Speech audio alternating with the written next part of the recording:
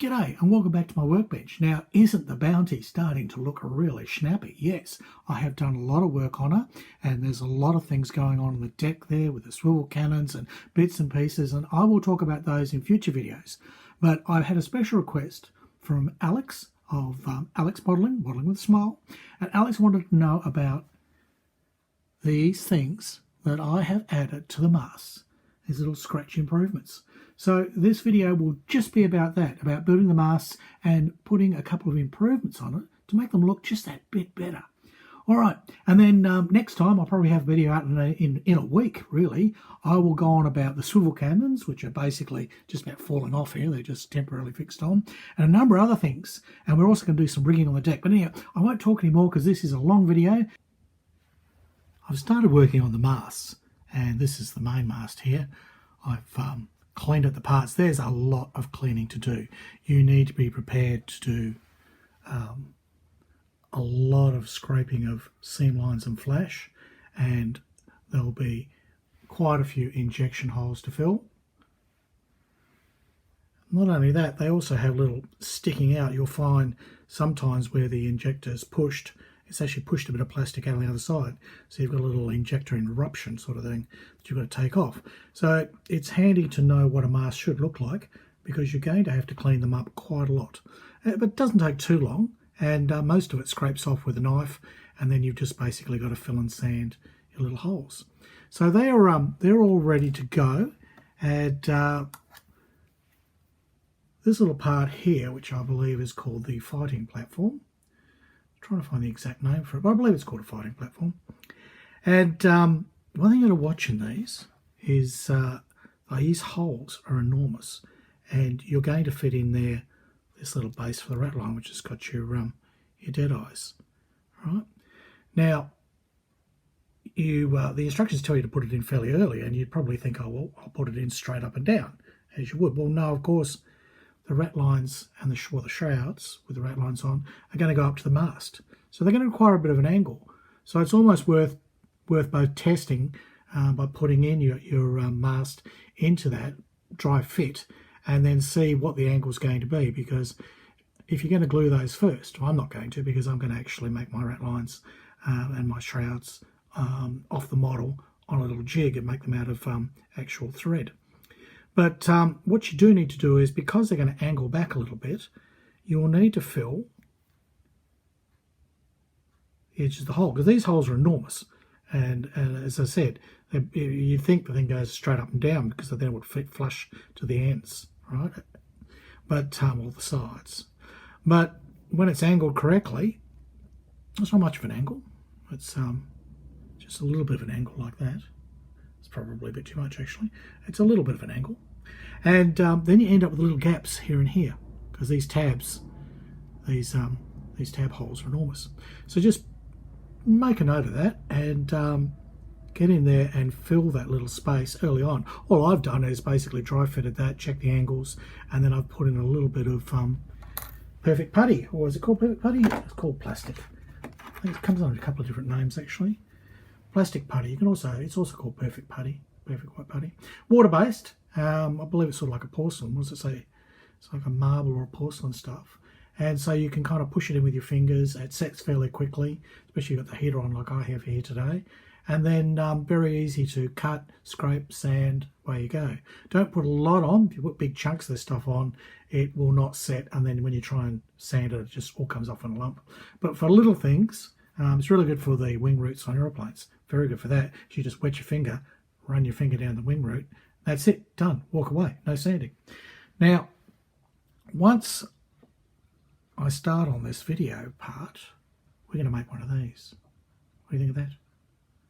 You see what I've done there? It's all dry fitted, and I've got the wobbliest hands in the universe. You'll notice there's a few white bits. Yes, well, there's some missing things on this kit. So we're going to scratch build here. I'll rest this on the table, it won't wobble as much. Well, that was a big success, wasn't it? Anyhow, we will scratch build this masthead here. Right? Don't know if it's going to focus, but we'll scratch build that, and we're also going to scratch build this railing that belongs here on the fighting platform. Both those parts are omitted from the kit. Well, they sort of have a little platform, or a little masthead, and that's it. That's all you get, which is woefully inadequate. That's not good at all. So we'll replace that with one of those, which I think looks a lot better, and that matches my plants. And it really wasn't that hard to do, okay? It really wasn't that hard to do. So let's get on with that. Now the first thing we'll make is this little masthead. Now it looks quite complicated, but actually it isn't. And if you have a look at the little diagram there, you'll see it consists of a couple of little sort of rockers that go underneath here. I'm calling them rockers, I don't know what they're really called. But there's just a couple of little beams that go under here, and then across the top 3 beams here, and they go through the space between the 2 mast sections there, that tiny little gap that goes through that. Now the actual piece under here, which I'm calling the rocker, it's just my name for it, that would basically be 8 inches tall. So in 1/110 scale, it basically comes down to like a couple of centimetres. So this is over a centimetre thick, the platform that's there, because basically I've used some of that platform that was already there, right? But what I have done is I've narrowed it. See, it's not as wide now, and that meant I reused that. I didn't have to cut out the shape, because the actual shape of this little rocker piece would be, and it'd have little grooves and cuts in it. Thought about that and thought, try to make one. It's a lot of mucking around. And I thought, well, why don't I just use what's already there? That's a good basis. It's going to be slightly inaccurate, but really, to all intents and purposes, anyone looking at the ship, it's going to look identical. By the time this is all painted black, which is the colour, you'll really be hard pressed to pick it. And it just, what I'm trying to do is make this look more interesting. So, you know, if the part was just impossible to build, then I just wouldn't bother. But it was an easy enough part to construct, so here we go. All right, so we're going to need to put 2 strips down each side, and those strips I ended up making 30 millimetres long and about 1.5 millimetres wide. And I made this out of 0.5 millimetre thick styrene, which I probably could have used slightly thicker, but that's what I had. And really, at the end of the day, it's not going to matter much. It's going to look so close to what I want, and it certainly looks better, because basically, if we fit that onto there,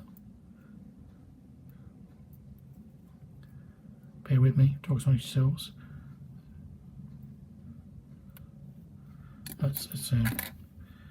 It's being a little bit obtuse. Okay, so that's the kit part, and that's what I've made. So let's make one of those. Now I've already cut some of the parts out. These are the longer pieces, which go this way, and they're 20 millimetres by about 1 millimetre. I made the middle one slightly thinner because to fit in between the little gap that you need, it helps if it's just that tiny bit narrower. And as long as the front one and the back one are exactly the same size, you get an optical illusion. Now we need to shape them because they're, as you can see, they're slightly curved, these ones, and they've all got round ends, so that's really not hard to do. I'm working with 0.5 millimetre thick plastic here, so to actually get the nice little round ends is actually very easy. It takes seconds. In fact, you can overdo it if you're not careful. All right, there's one side, there's the other side, and you can just, easy as that. So I'll do all of these now. They all need shaping. But what I thought I'd do is I'll just show you, if you've never done scratch work and you're sort of frightened of cutting into plastic card and wonder what you're going to do, I'll just show you a few little tips on cutting into plastic card and getting your parts the right size. This is some evergreen plastic card, and you can get it in various sizes. I've got some 0.5 millimetre and some 2 millimetre, with the theory being if I needed something of 1 millimetre, I'd glue a couple of these together. And I've done that a few times to wafer some things together. But I really thought I only need the 0.5 millimetre of these. Their actual size was 4 inches, which translated down to be just under a millimetre. It's a lot of mucking around to try and wafer things that are this thin, as this is only 1.5 millimetres wide. This is another one of these short ones, okay? So I've already measured it up on my card. I've measured 13 millimetres, right? And I've measured across 1.5. Now, when you are measuring on the card, it's good to use your cutting board, because I always make sure I line up. I'll leave an edge that I don't hack into, and I line that up on the markers on my cutting board, right? And then when I go to do any of my cutting lines, I'll mark my rule as long as I can, the maximum length I can along there. So I'll then know that would be a perfect right angle, okay? And when you're working in tiny things and you're making little scratch parts, you don't want to be half a degree out. That can be enormous and totally ruin the thing. So I've already measured this and made sure that that is correct, and that's the size it should be. Now the other thing too, you're working in fine tolerances, so your eyes are going to deceive you, especially when you're looking across a rule and cutting with a knife. You get what's like a parallax effect. So one trick is take your knife, which should be nice and sharp, put a brand new blade in if you're doing scratch work, because you really need it super sharp. So you put your blade on your pencil line, okay, and then run your rule to it.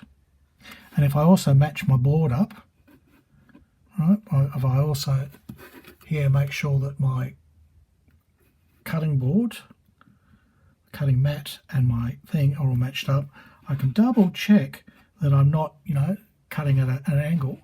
I can double check that yes, I did measure that right, and I have. So blade down, hard up against it, check for your right angles. Now, don't press hard.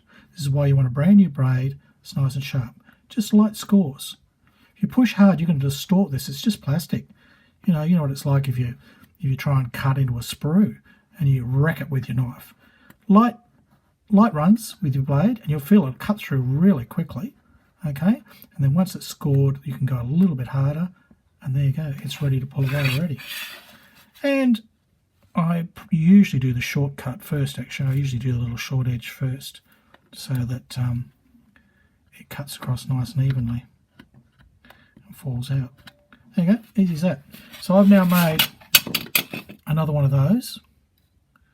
So I've got two of those. I've just got to round the ends on them, round the ends on all these other pieces. But before I do that, and while I've got the camera set up, I'll show you this other part that I'm making. Now this is the little balustrade or railings that's going to sit at the back of the fighting platform, okay? And the fighting platform is about the same size between the foremast and the main mast that I've got here. So that's fairly easy to make. Now, again, I looked at my plans that I have for the Bounty, which have been invaluable. It has on it the correct size in feet and inches, so you can scale down and work all that out just with use of a calculator, a little bit of mathematics. So this ended up being 3 centimeters wide, and it's about 3 millimeters tall, and it's slightly chamfered at the edges like that. So that's a fairly easy part to cut out. Then the little posts. Well, it was a bit hard to tell. I couldn't quite find the right size for those. So what I did was I thought, well, let's look where else there are railings on the boat. And I measured up on the hull, the railings there along the deck. And they were 10 millimeters tall. So with this 3 and allowing a little bit for cutting, I'm cutting all these to 8. And the reason why I'm cutting a 1 millimeter more will become apparent in a sec. Because whenever you cut tube, it goes... try as hard as you can. It often goes at wonky angles. So let's make the rest of them. Now, I make my first one and I file the ends back. So this will already have lost a few millimeters. This will probably be down to about 7 by now, by the time I finish mucking around with it. Yep, it's already down to about 7.5. So that's the thing. You'll lose size. Now to make the rest of them, instead of measuring each one and cutting each one, right, that can lead to all kinds of wonky things. I simply line up this part, and then using the knife, know that I have to cut it. If you don't put your finger over it like that, when you cut it, everything goes ping and your parts are gone everywhere, okay? So I've made 2, okay, they're about the same size. Now I've made 3, I've got to make 4. And although I'm shooting this all over the video, I hope this turns out, because it's harder for me to see when I'm working. in these conditions, but little buggers are pinging all over the place too. By continuing to sort of mass produce and line them up, I'm hoping I get consistency of parts. Anyhow, there are my 4 parts. How well did I do? Well,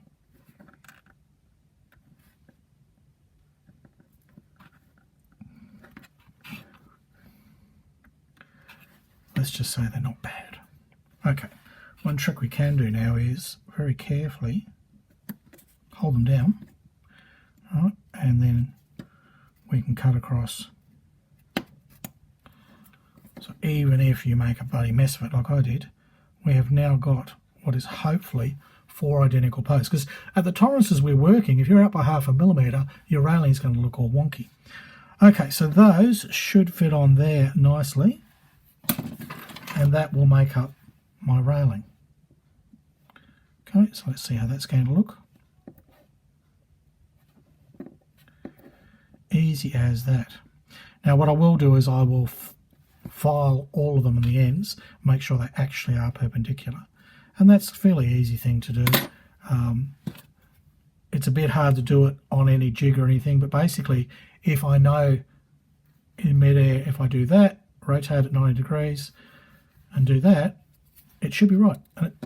And this stuff is so small, you don't need to spend hours filing things, so you know you're going to take that plastic off real fast. So that, we've probably lost 0.5 mil just doing that. So I'll do all of those, get that ready. I'll shape the other little pieces that I need for my masthead, and we'll put it all together. All my parts have been sanded now, so they've got little round ends, and I've filed flat my 4 posts so that they're all the ends on there are perpendicular, so they should glue to the deck, and they should also glue very nicely to my back rail here. But we'll put that out of the way for the moment. We'll make this this masthead first. Now, if you have a look at the one I've made, notice there's a curve on it, because they curve towards the bow there, point towards the bow. Now that curve is, just so happens, it's exactly the same curve as on my little Bear tin here. Bear masking tape, brand new one. So that's handy. So I could use this as a former, you think, and push on there. Well, the trouble is, plastic bounces back. So I'll put it on there, it'll bounce back and only be halfway between those. But I'm going to have to bend it a bit more than that. Now, you can try and roll it on things, but I didn't have much success. It's going to be fairly malleable being plastic, so what we can do is we'll just give it a bend. Try not to break it. If I'm gentle with it, we should be able to worry it along and just get a little bit of a bend out of it. Remember, it's going to spring back a lot. So how's that? So I can put that up against my tape and go, how am I going? And I've pretty well got it. So easy as that. So that one's fine. And then I can make my next one. So again, sorry, my next one, make sure I've got it around the right way. There we go. And again, very carefully, you're only putting tiny little, you're just sort of stretching it. Remember, this is only 0.5 millimetre wide. Well, 1 millimetre wide, 0.5 millimetre thick. So it's just not much to it. And this curve is not much. It's not much at all. So how am I going there? I got that one. So you bend it and it always pushes back. So you've got to go quite a bit further than you think. I can hear the elephants upstairs. And there's that one, and yes, I've got that one right too. I've done this before. All right, I'll get this finished and we'll start putting this thing together. So I've got my 2 mast pieces. This is the very top piece of the main mast, and this is the middle piece of the main mast. Now we're going to have to cement these 2 pieces together at this point so that we can get this whole thing formed correctly, and we're going to have to make sure that the gap we leave between those 2 is enough for our little centerpiece to sit on. So we need to be aware of all that. Everything else can be trimmed and shaped afterwards, because this little bit here might stick out. Okay, got a little bit of protrusion. That's okay. We can sand it off. We can fill this. There's lots of things we can do, but we really need to make sure that that's going to be able to fit in there. All right. So Now we know that's basically the correct position for what I want to do. And now I can glue this up. So I'm going to put a rather generous dob of Revell Contactor into there. That's okay because I can use some of this. If you do gaff like me and you put too much Contactor on, one little trick is to come through with a cotton bud, and you can actually just pick up, it'll absorb that excess really quickly. Okay, so that should be quite right. Just check our little spacer, and this is the thinner one of the 3 pieces I made. So yeah, that just fits. Okay, and I'll glue the top later. It's only down the bottom here I'm worried about at the moment. So my 2 short pieces, well, they're going to go in the middle there, lining up to those 2 posts. And the beauty of, because I've slopped all that Contactor on there, I've already got a sticky surface to put those. And the reason I'm using Contactor rather than, say, Tamiya Thin is it gives me more wriggle time. I really like Contactor because I can fiddle with this and get the shape just right. And one thing I'd like to check is that in the middle, because there's my 13 mils, so where's 7.5? Yep, that's about right. Okay, so let's go on to that, and then check again, will my middle piece, now there's a front and a back, don't get it wrong, the front's got a little step here, right? So make sure your curve is going to point forward. Okay, so that's going onto there, so I can just make sure that's in as far as it can go. Yep, it's about that. That would be right. I don't want that in there at the moment. Okay, so it was necessary to do all that and to make sure I've got these all lined up so I can do the next thing, which is kind of savage. Okay, so once they have set, and for the purposes of this video, we'll say they have been. In fact, they're pretty sticky already. So I've got the heater on in here.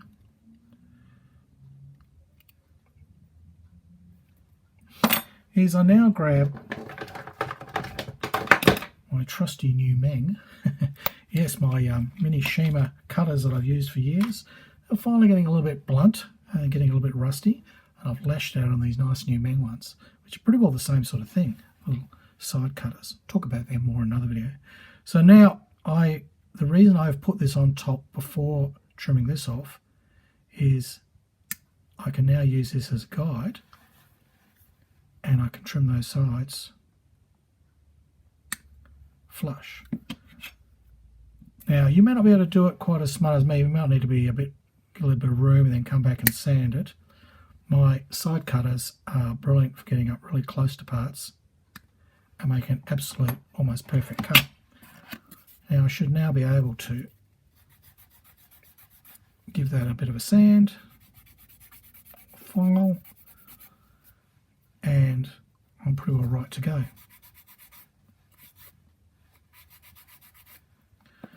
Okay, so that's got me the correct width now. So now I can add a tiny, it always goes splodge. I think I'm down at the wrong end of the bottle or something.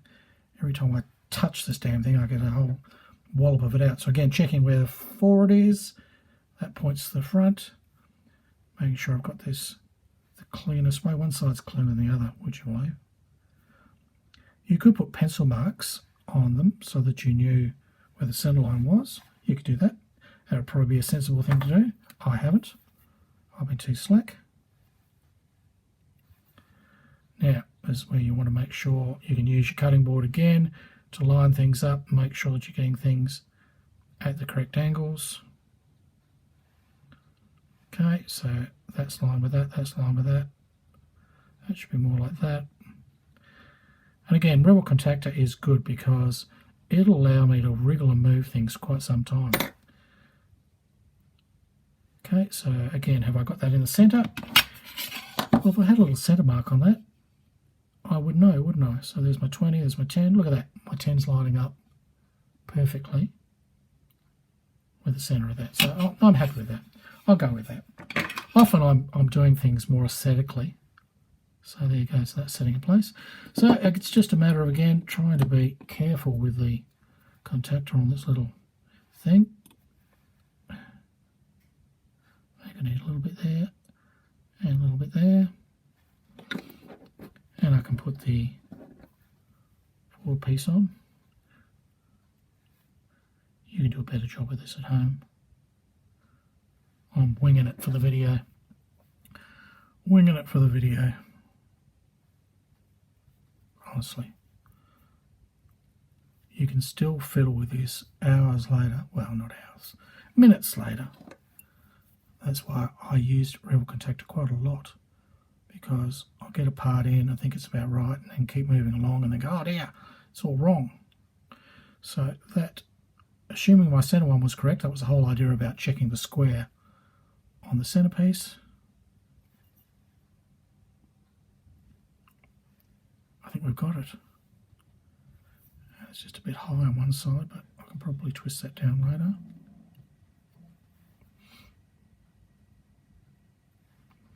Okay, bit of fiddling or faffing. As long as it's sitting on your little rockers, as I call them, they're not really, I don't know what we're called.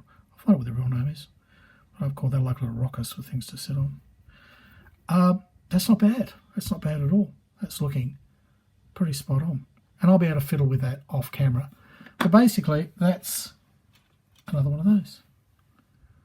So that was really not that hard to build, was it? Not at all. I'll fiddle with that off camera and get it absolutely perfect. We need to make the background now. Alright, so here's my little posts. They're all about 7.5mm tall.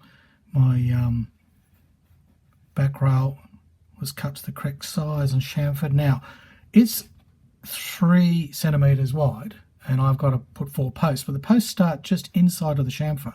If you check the little diagram, I'll try and show one up there. So that just turns out to be 24mm, which is a rather nice number because 24mm mean that I can mark this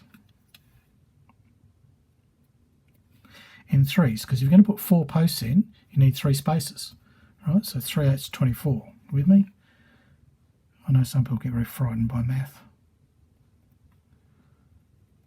Okay, so it's 3 posts, but you don't mark 4 things. You mark 3 spaces, so you divide it by 3. Anyhow, okay. Anyhow, that's just measuring. I'm sure you understand.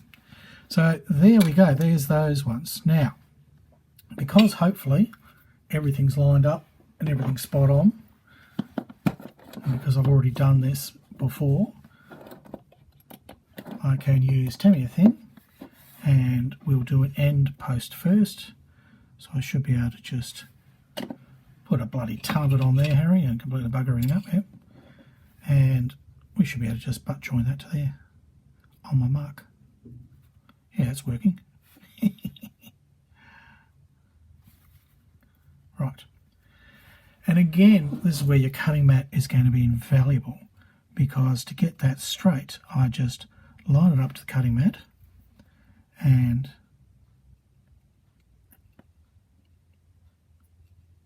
I'll line my little post up, and those 2 lined on there should give me exactly the right angle. Okay, I'll get on, I'll do the other little posts and then we'll assemble the whole thing.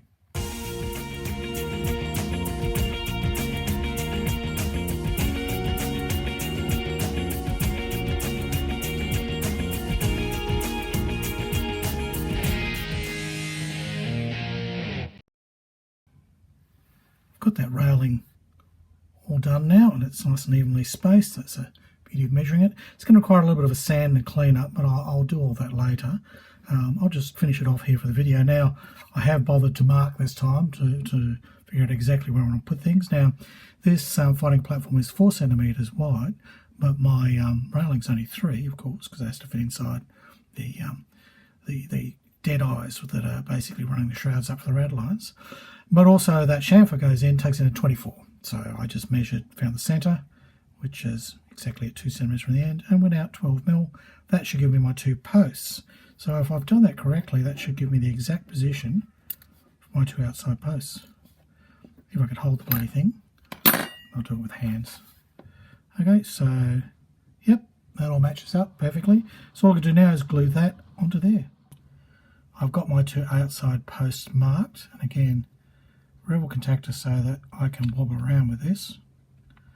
It'll also help dissolve the bottom of those posts, just in case I haven't done a very good job. And again, what's the point of using tweezers when good old fingers do the job?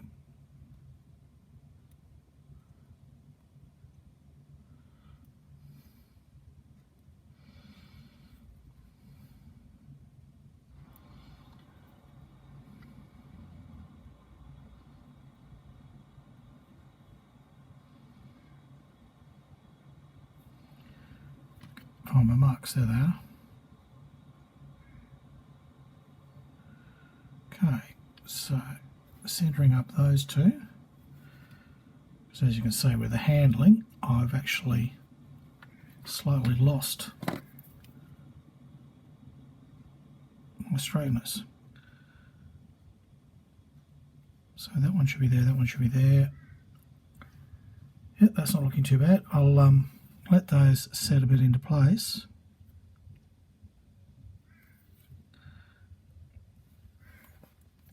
And check I've got the right angle there as well. Okay, now the reason I don't do all 4 at once is for the reason that the legs will tend to move a little bit. Because all this stuff is so tiny, it's so fiddly, and my hands are kind of wobbly. So I get the 2 end ones correct before I commit. Sorry about all this noise upstairs, that's the Chinese laundry up there. And although it's Saturday and usually they would be quiet, for some reason they've decided today they need to wash someone's bloody underwear. So we'll just have to live with that. Alright, so that's roughly in position. And then I'll just put a couple of tiny drops here and see if I need to push those legs out a bit. That's all I needed. It was only out by a tiny poof teeth. And make sure it's not twisted. No, that's all looking pretty good. Oh, as he drops it, it totally wrecks the bloody thing. No, it's got some resilience, it's actually held together. All right, that's not too bad. There's a little bit of twist there in the top rail. I don't know why. Let's just twist that out. There we go. Done. Just like I bought one. So I should be able to now fit that nicely onto the lower part of the mast. And then when I add the top part of the mast, I've got my lovely new masthead. So those are 2 additions that really improve the look of this kit. Well, I think so anyway. I think they do. It's what I wanted to do, but you don't like it, I don't care. Go watch something else. No, look, I think they do look better. It's certainly a bit more accurate. What am I trying to do here? Just trying to put these things in there so I can see that that all lines up. And it does. And it does. There we go. Just like I bought one. So there's my 2 scratch additions. That's the main mast done. I'll get on now and I'll finish the stern mast or the mizzen mast. And then we'll see how the Bounty's looking with its mast. So there you have it. That's the Bounty. That's where she's got to. And she's starting to really look like a ship. I'm pretty excited about what direction I'm taking here.